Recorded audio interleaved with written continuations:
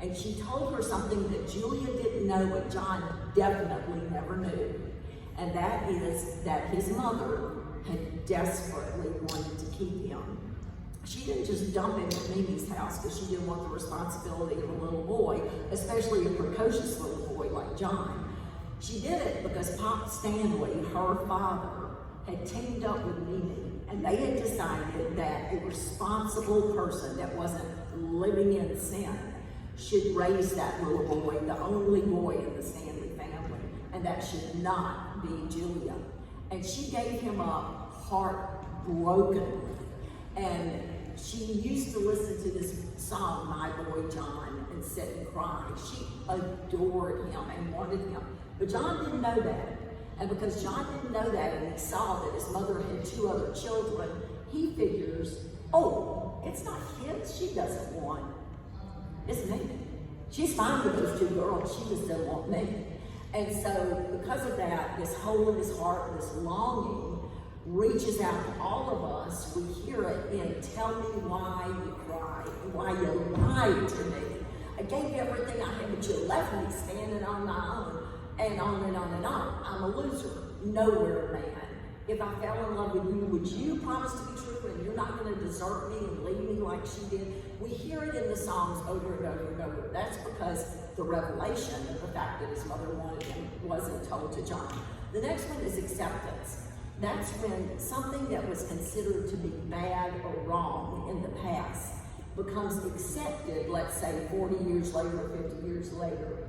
And so you don't understand why someone acted the way they did because you weren't with them when it was wrong or when it was considered to be wrong. Good example of that is John and Brian going on holiday to the Costa del Bravo and the Costa del Sol. Now today, we don't care if you vacation with someone who is gay, not gay, pink striped, polka dotted. No one cares. No one cares about someone being gay. It's not even a factor that anyone thinks about one way or the other, right? But when he did that in 1963, it was not only considered wrong, it was illegal. You could be arrested for being gay in 1963. So John comes home to Liverpool and they start kidding him, teasing him, calling him names, calling him a poof, all of this other stuff. And he gets hurt and angry and madder and madder and madder, and then he explodes. And we'll talk about that in a minute. But why did he act like that? Was he just a jerk? Was he a horrible person? No. That was the standard in those days, and he was embarrassed and he was humiliated. That is acceptance. Rejection is just the opposite. Rejection is when someone does something that is right in the past. In the past, there's nothing wrong with it. But over time, it becomes considered to be evil. And so you judge them on what they did in the past by the new evil that has emerged. An example of that is John writing Run for Your Life. When he writes the song Run for Your Life and borrows those lines from Elvis, I'd rather see you dead, little girl, than to be with another man, which are Elvis's words, you have Jimi Hendrix doing Hey Joe, where are you going with that gun in your hand? I'm gonna go shoot my woman down.